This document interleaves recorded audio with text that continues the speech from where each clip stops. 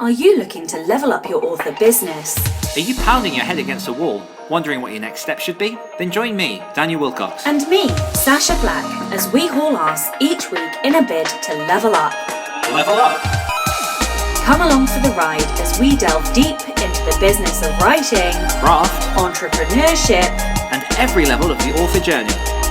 This is the Next Level Author podcast.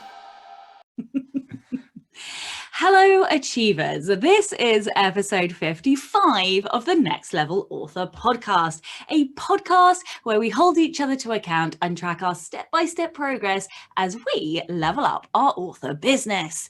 My name is Sacha Black, and here with me every week is... Daniel Wilcox. Hello, Daniel Wilcox. I've just changed Sacha my Black. screen view, so everybody's going to see a kooky screen thingy change. But You anyway, went from speaker to gallery. I did. How are you? How was your week? I haven't seen you. No, I've not seen you in 1,000 years. It's literally been 1,000 years. It's been 1,000 years, although it's been since we recorded last Friday. Monday. But I saw you Monday. I can't believe it. we was did Monday. the live. We did the live on Monday. I feel like I haven't seen but it's different when you do Patreon because it's not this. Yeah. I'm good, and I've had a week so far in which I've literally done, I'd say 99% of not work, and I've still got 3 days to go, so I'm feeling good for it. And the weird thing is though, because I feel infinitely better already just from taking some time off. At the same time, I'm sure better. Thank you. At the same time, I'm sure certain parents might understand that I've had the boy this week, so it's been amazing, and I'm loving every second I'm spending with him, and he's keeping himself entertained downstairs at the minute. But there's still that element of there's just, I'm rested, but there's still a little bit more because I've not had any time to myself. So it's constantly on parent mode, but at the same time it's been nice. I've been chilling with him. I've been playing Switch. My parents have a caravan that we stayed at for 3 days, which was wonderful. And I also found out that a lot of Americans don't know what a caravan is. So if you don't, it's basically a trailer. But yeah, my parents have one of those on the beach. So we went down and we had beach walks, and he did coloring, and we just kind of chilled. I did a bunch of reading, and yeah, just let my brain rest as much as it can. But no, it's been good. It's gone very quick, and I've enjoyed the fact that in the UK some of the lockdown parts have eased. So today I'm off to visit a friend that I've not seen in about 6 months, and we're going to go around the park, hopefully if the weather stays nice, because it's been really lovely weather this week as well, which is always helpful. And you get to see me tomorrow. I get to see you tomorrow. I know. We're going to go book shopping in a bookshop. Yeah, we are. We're gonna because we can. We're gonna meet in a town centre because shops are open, and so you can meet people in a town centre. And we're gonna go literally book shopping, but with two demons. I don't get the rule. It's you can meet a maximum of 6 people outside or 2 households. But what if your household is 30 people? I know, right? Yeah, maths. But how's your week been? Good. I have done a bit of self-care this week because I went to the chiropractor. It was my mum's birthday, so I had Tuesday off. I had my nails done.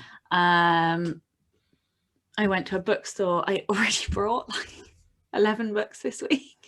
11? Look, one of them was a pre-order that I forgot that I had ordered that just turned up. One of them was a recommendation that came out of the blue that I had to have the book, and I'm going to read it next.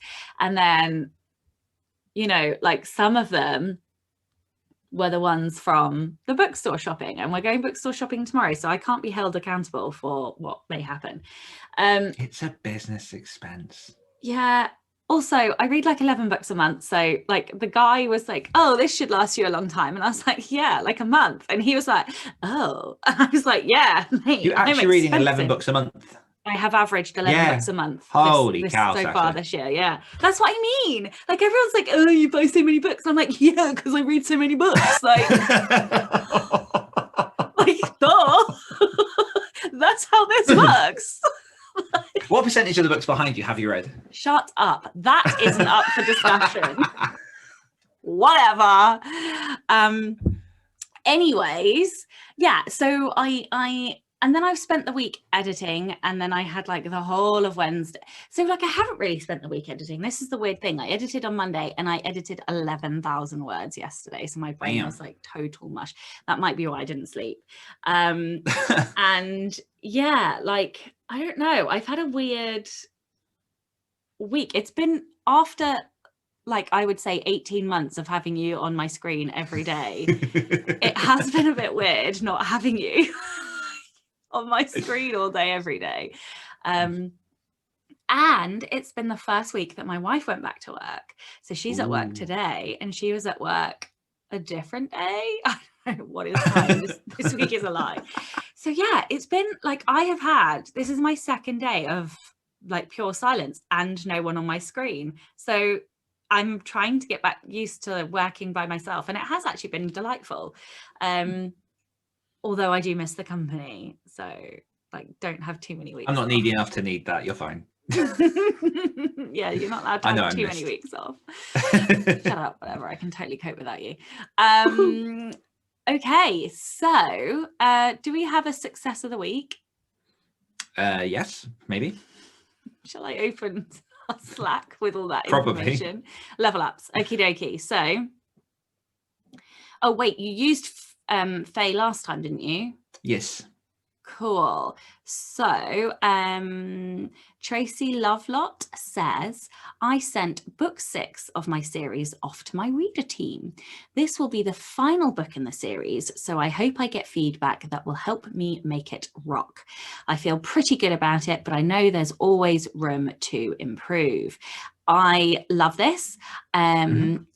It's such a big moment when you send off a book, and I am getting ready to send off side characters to you. And I just, the end of a series. Yeah, exactly. Like knowing that you need, because it's not just ending that book, it's ending the series, which is no pressure, but yeah, it's a whole different ball game, but you learn a lot from it. So absolutely. Yeah, you're gonna pass off side characters soon. Yeah, I am really in that horrible bit of editing where you doubt everything, you think everything's shit, and it's brutal. So I'm gonna have to give you like a big long checklist of shit to look for, because I feel like there are some things that are still wrong with it, and I hate it at the moment. I think it's shit. It's not funny. No one's gonna like it. No one's gonna learn anything. Blah, it's gonna blah, be blah. awful. Yeah. Yeah. 1 star. So new patrons, we have a patron apology to give. Yes. Because Maggie Monet, I think. Yeah, Monane. I'm going to say Maggie. I feel like I Monane. shouldn't attempt it. Yeah, I feel like you really should not attempt it. Maggie! Yeah, Maggie joined us a couple of weeks ago, just before our live.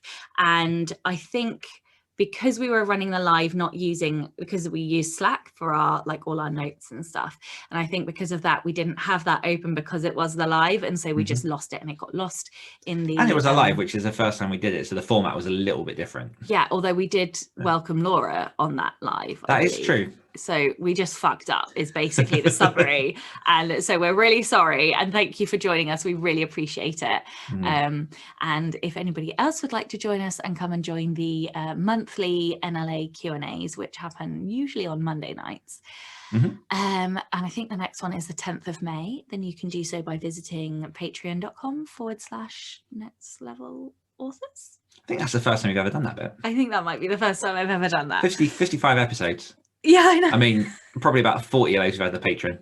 Yeah. Whatever. Okay, so thing of the week. What have you enjoyed, my darling? Oh, rest. I don't know. We did a lot of walking, which was nice, because where I've been very, very desk bound for the last few weeks, sort of, nose to the grindstone, trying to get things done so I could take the week off. My average steps have been anywhere from like 2,000 to 4,000 a day, which isn't great at all when they recommend like between 8,000 and 10,000. And then in the last 2.5, 3 days, I've done 40,000 steps, just walking through forests and walking on the beach and just wandering. And it's just been nice. It's just been nice to not feel like there's something else that I should be doing, and just to go out and just lose myself a bit in wandering in the fresh air. And like I say, it's been really beneficial that we've had really nice weather as well. So I'm a little bit red-faced, like a tiny little pink in like the nose and forehead and stuff. But I catch the sun very easily. But yeah, I'm going to say that's my thing, because I can't really think of anything else. Like I say, I'm doing a lot of reading at the minute, but most of that's like for a reading club, and the book is good, but I'll leave it there. What is the book? I'm reading Home Before Dark by Riley Sager, Hmm. which was recommended by the people in my horror group. Uh-huh. Oh, excuse me. Sorry, was that boring you? Sorry, did we not Always. discuss the fact that I haven't even had 6 hours sleep I right don't care. before I we want all your started attention. recording? I want all your energy. Bring it. Let's go. I've enjoyed a few things this week. I tell you what I haven't enjoyed. So this week I have done a number of evening work things again. And I absolutely, one of the things that I did love of that was my Patreon Poison and Prose for the Rebel author. You were even mentioned in it because it was the most positive, like heartwarming, fuzzy bellied feeling ever. I don't know why, but it was just lovely, and everybody went away feeling all warm and fuzzy, and so that was lovely. And Scott was like, if only Dad was here to like see the the positivity. Anyway, so that was lovely. But I would say probably going in a bookstore. It's been a long time, and when was it last time? not this year. And usually I'm in a bookstore like every week. So yeah, it's been a long time. I reckon, I don't know, when did everything shut down? It was before Christmas, wasn't it? Like 6th. No, yeah, probably beginning of maybe November. Damn, it's like 5 months, nearly half a year. Yeah. So yeah, I would say that was the thing I enjoyed. Okay, so weekly confessional. I don't have I rested. Was that your thing? Yeah. What was yours? Don't know. This is so professional, yeah. I could have failed. I don't know where it is. Cool. Well, so as always, we are super organized. This is your episode.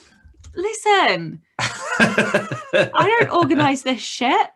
All right. Okay, I've got it.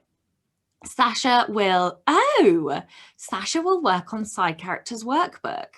Wow, Sacha. That feels like a really long time ago. I have done loads this week whilst you weren't here. I finished the workbook. I finished the workbook.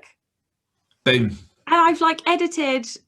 I have edited. Hang on, let me tell you what I have also edited.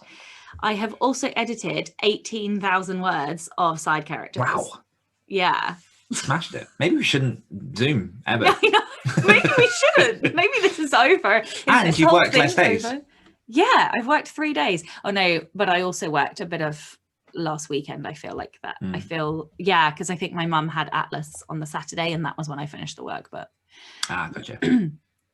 All right, comments is definitely you.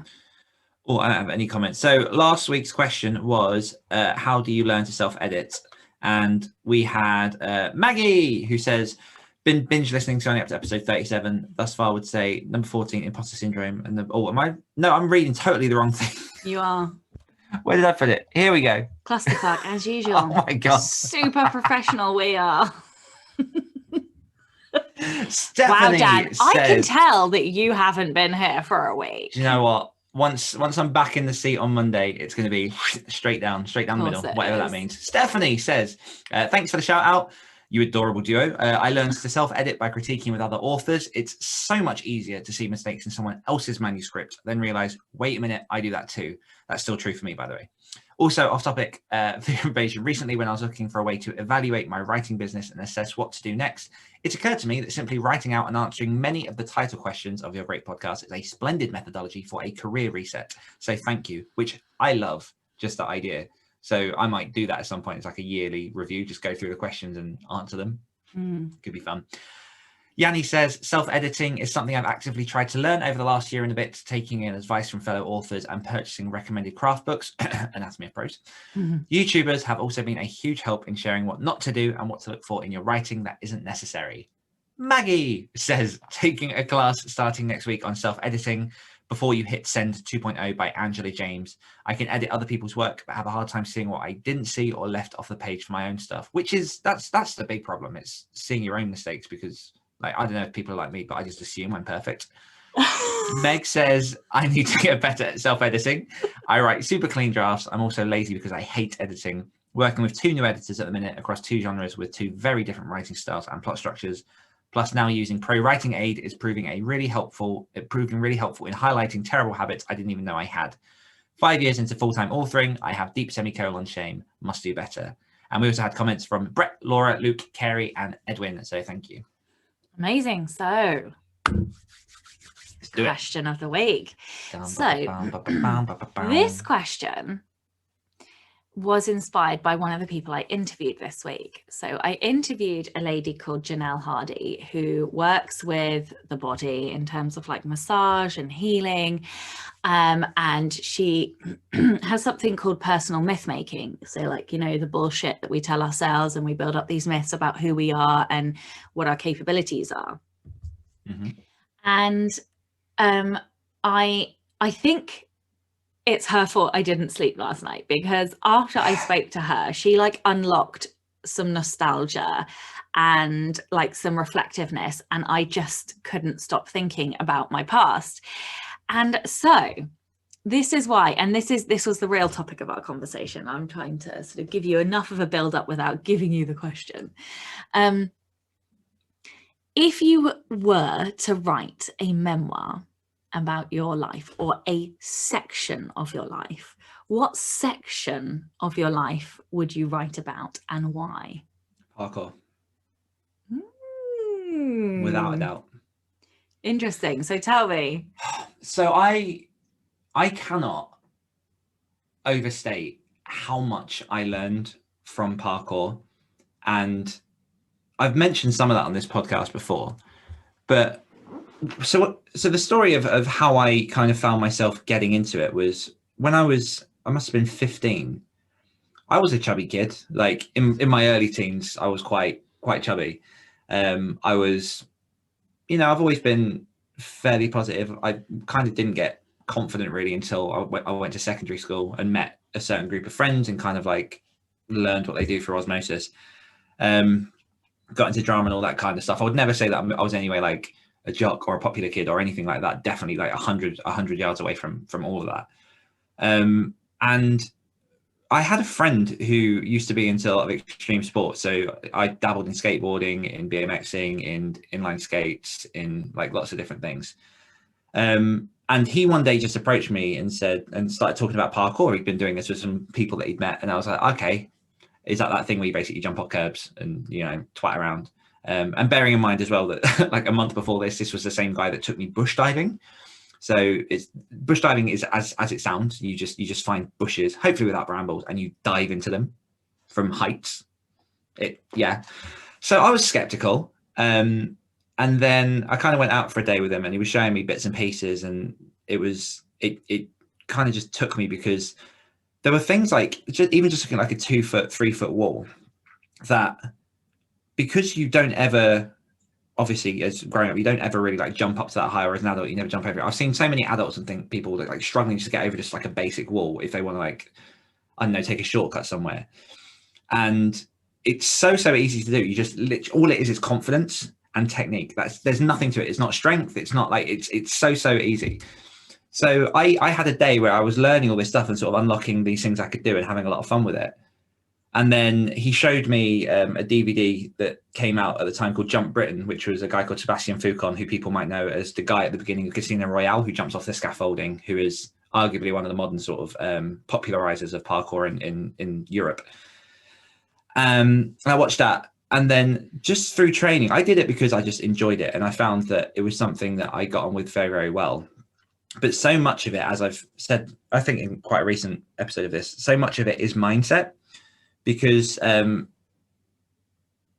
all the obstacles you come up against seem huge to begin with. And all you have to do is practice something smaller and set yourself up. And then it's easy. And there were so many times where I'd come up to a jump or a vault or a sequence of moves that either I hadn't been able to do the year previous, and then I just smashed it out because I'd been practicing, or you get to a point where you're looking at it and you really have to sort of battle in your head and understand that this wall isn't just a wall. It's this bar that you did 6 months ago. It's this that you did 3 months ago. It's all these things combined. So if you can do those, you can definitely do those. And like the height and everything doesn't make a difference. So it basically taught me the principles of what good practice is and how you can develop incrementally. But the thing, so when I started teaching parkour was about 2012, because I ran the Parkour Society at the University of Lincoln. And then through that, I ended up taking a group that the previous year had been 8 people and the president was basically shit. And took 60 people into an indoor gym, and we had sessions every week, and we formed this like huge group that weirdly, once I not to brag, but once I left the university, that group stopped the following year. Like no one was like could take it over. But I then sort of grew with a dark smile. But I then grew sort of the confidence, because I'd never taught anything really before that, but I grew the confidence in teaching. I used to run these sessions. I formed a community. We had sort of weekly socials. I learned what it was sort of to lead. And then from that, I ended up running a what I called the RGB parkour tour, which was sort of like just it was an invitation for any free runner across the UK to come together to the Peak Districts. And we did a 5-day camp in which we jumped on the rocks and did different tasks, and people were split into groups and stuff. So it's sort of, parkour was the intro to my sort of style of teaching. It was the intro to leadership for me. It was the intro to building communities. It was the intro to mindset. It was all of this stuff and more, just from learning to jump over a couple of things. And I just became obsessed with it, and the community was fantastic. But the thing that I always struggled to teach people when it came to my sort of indoor sessions was people were very keen to do the flips, and they're very keen to do the big moves, and they're very keen to practice. But there were, I don't know what that is outside, or a big truck. But there were only a portion of people who understood like the sort of philosophy behind parkour. So they saw it as movements, whereas I saw it as life.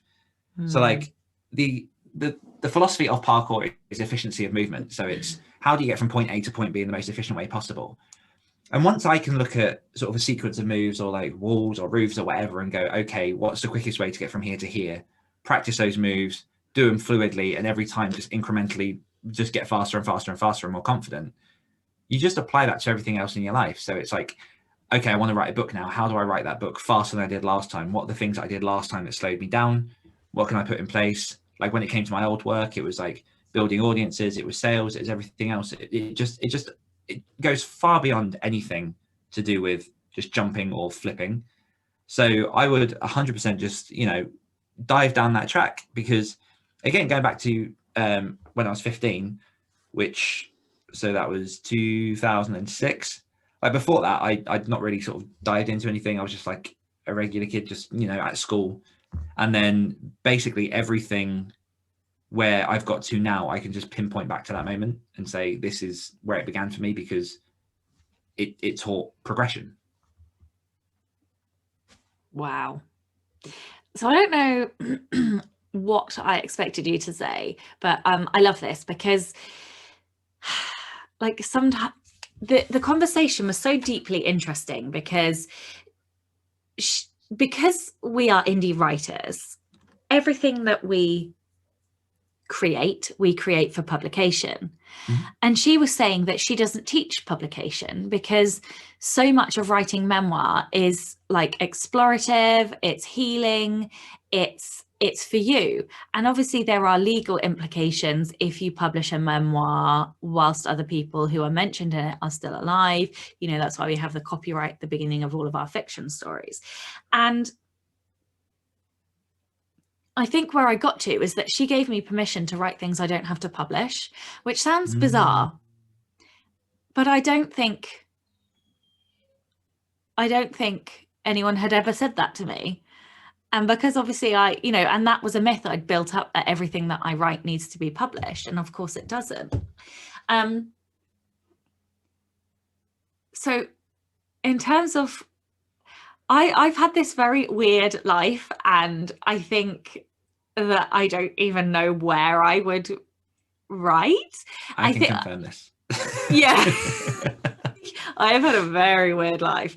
And so I think realistically, it would either be my childhood, because I had this childhood of two halves. So my mum was this amazing woman.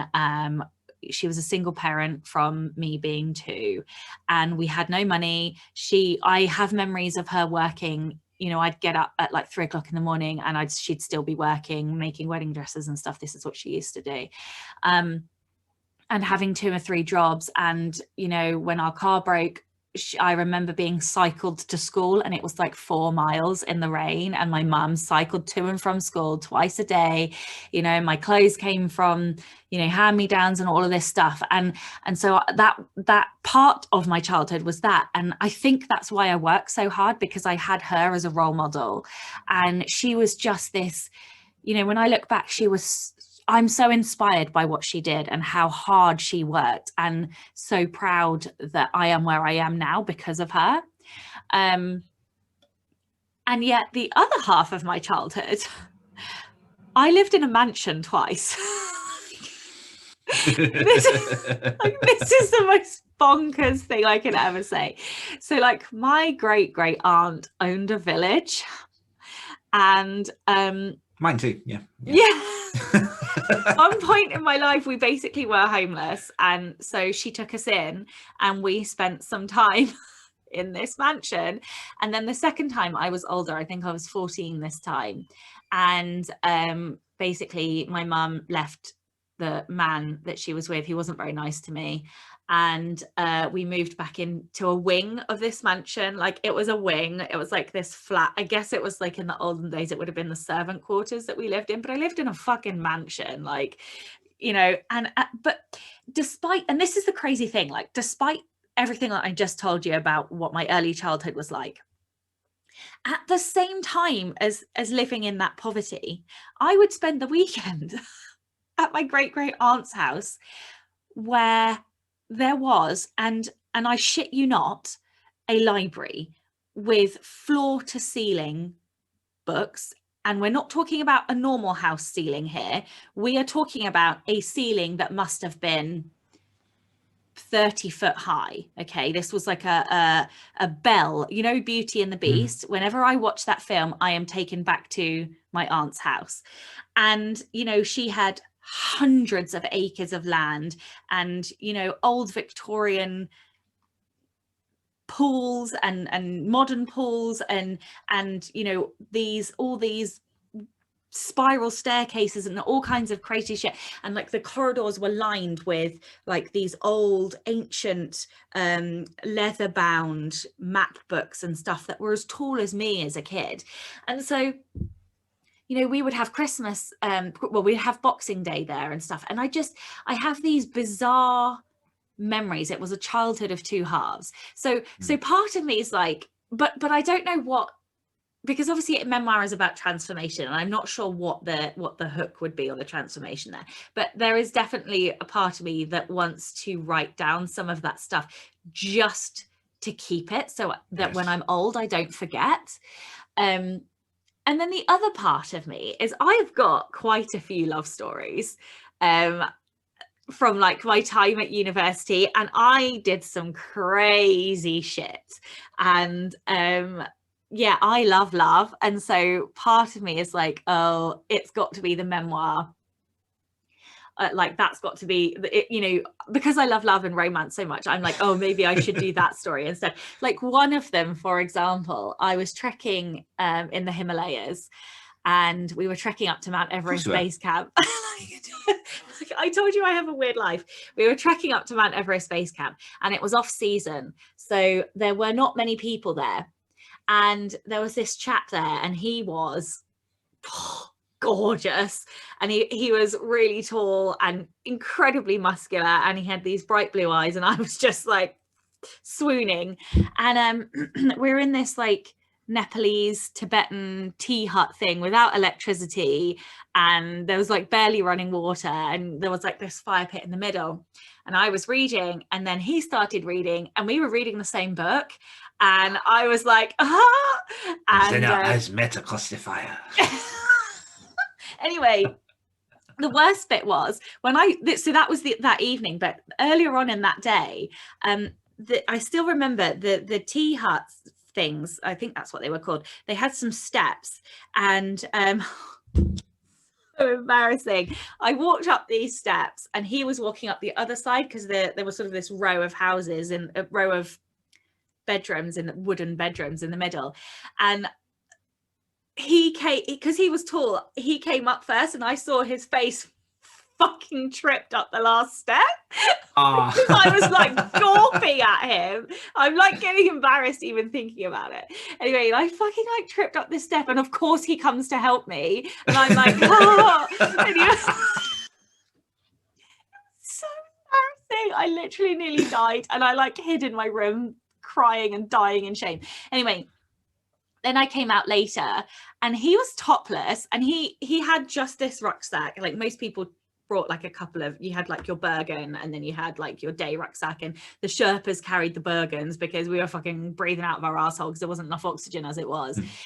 Anyway, and he had this pole in his rucksack, which he took out. He whipped off his top. Can I just point out, it was like 1 degree in these fucking snow covered mountains, and he like hooks up this rod thing. Anyway, and he's like doing these pull-ups, and I'm like I can't cope with this, with the six packs and the riffling muscles, and I'm just like, I'm dying over here. Anyway, so we read this book, and then because it was off season, normally there are tons and tons of like little tea houses, because this is how they make all the money. Everybody wants to trek up to Everest Base Camp, but most of them were shut. So there were only a couple of places. So every night it's like a pre-planned route. Most people do the same route. And we ended up stopping at the same tea huts. So every night, and then, we got talking and dinner. And anyway, we were the last night, we were this close to a kiss, and it didn't happen. And anyway, he went off and summited, and then he came back down, and I caught him as he was going back down, and he was like, oh, here's my email address or whatever. Because back then, like, there weren't really phones and things. And so off he went, and I was like, oh, I'll never speak to him again. And when I got back to internet, I did have an email from him. And roll on a few years, we had been talking and Skyping, because that's what you did. And it just so happened that we were both going to be in America one weekend, and we were both going to be in the same state as well. So I was up in San Francisco, and he was going to be flying into LA, and I was like, you know what, because he was Australian also, I should point out, he was Australian. So this is why, like, we were never going to meet again, and this is like a second chance romance. Anyway, so I was like, well, fuck it, I'm just going to go. So I got on a Greyhound, and I traveled 11 hours down to Los Angeles to see this chap. And we had a very fun weekend.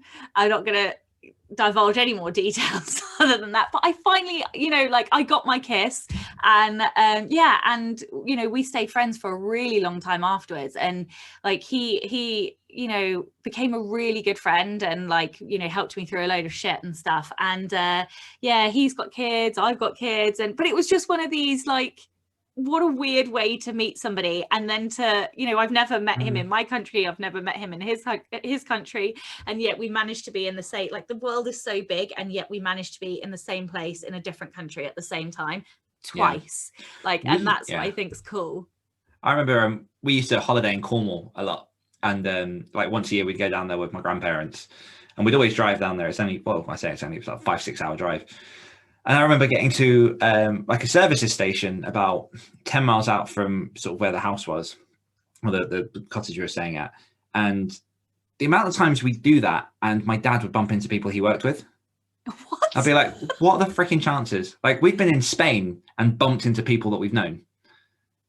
Like, it's a very small world. I thought you were going to say in your story, like, you swapped emails, went home, and then turns out it was your next door neighbor. No.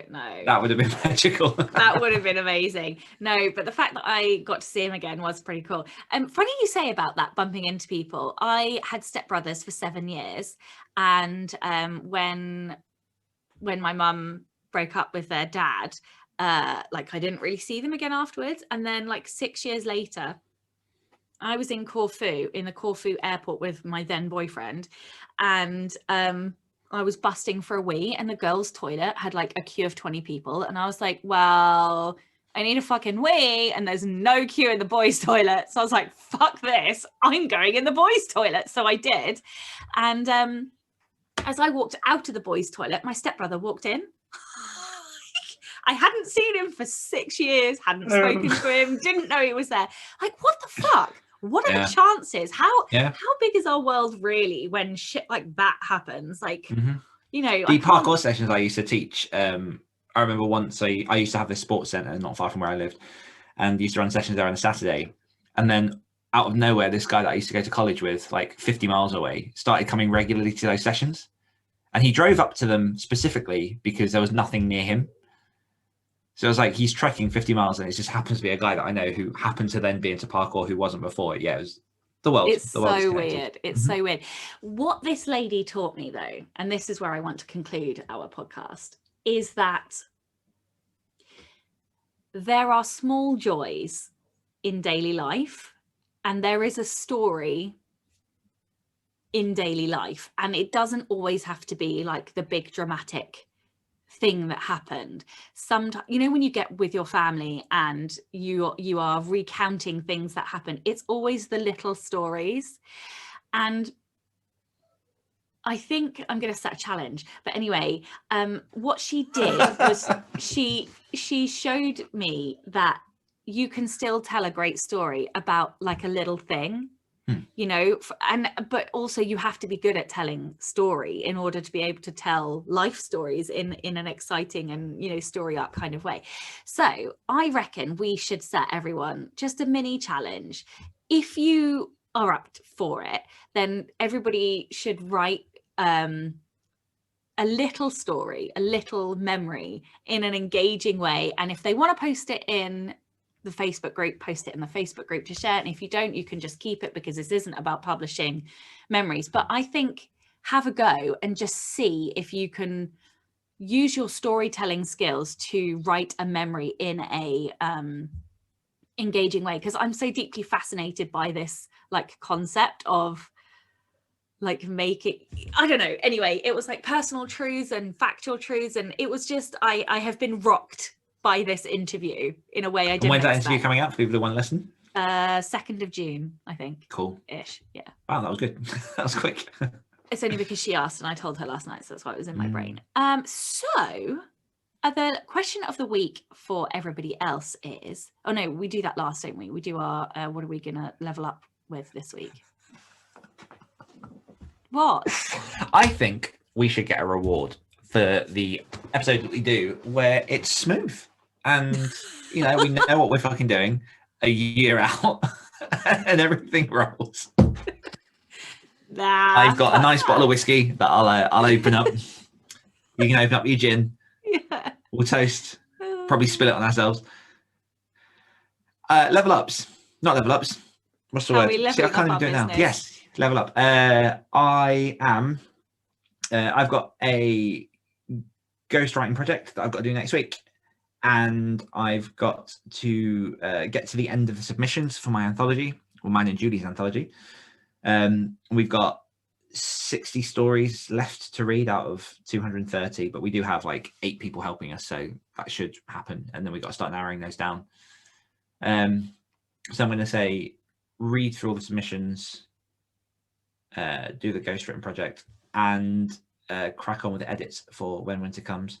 And also, one thing that I haven't announced this episode is that the self-publishing blueprint is now available for pre-order, so I'm going to start putting some promotion together for that. That is awesome. I still need to write your foreword. I am going to make a significant, and I am using that word, significant dent in the editing of side characters. I am not going to commit to finishing it because I just don't know what. No, yeah, it is big, and it is a tall ask to do that in like what is essentially 9 days. But we shall see. I mean, secretly, that is my aim. Like by Sunday next week, not by Friday. But we'll see. I'm not gonna say that because barreled my son into school whilst having a nosebleed this morning, so we never know what's going to happen. Him or you? No, him. Okay. On the way to school. So, like, I'm kind of waiting for that phone call to say, yeah, it's not stopping, like, you know, all that shit. Anyway, so yeah, I'm going to make a significant dent in my side characters book, and I'm going to commit. No, I'm trying really hard to do this one focus a week thing with tasks. So my tasks, because I just want to get side characters done. And if I give myself anything else, I will do other things instead of doing the thing that I need to do. So get it fucking done, Sacha. Yeah. So how audience question of the week then. What part of your life would you memoir and why? Yeah, I am so interested to see what stories we get. Like, I am loving story. People have very interesting lives. So interesting. Like, so interesting. And yeah, I am really looking forward to this. Like, yeah. Cool. So we will see you next week. Bye-bye. Bye. Hungry for more? If you enjoyed this podcast, you can hear more of my angelic accent and Dan's dulcet tones on our other podcasts. For more of me, check out the Great Writer Share podcast. For more of me, listen to the Rebel Author podcast. We'll be back next week holding each other to account as Dan and Sacha become Next level authors. Hello, Achievers. What just happened? It's the episode. Is it 55? It must be 55. It's 55. Yeah. Yes! No, you've missed your chance. Oh, Like, get it right on that first spiel. I don't. Like, you can't ask and then say that you got it right and celebrate. I did get it right. Yeah, after you paused and had a little huff. Hello, Achievers. Wait, stop. No, because the one you did before that had so much more energy and you just seem defeated now. Are you done? But are you actually done? Because I don't want to start again and then, like, you know, like. I mean, just give it some this time. That's what I'm saying. Hello, Achievers. This is. Whoa!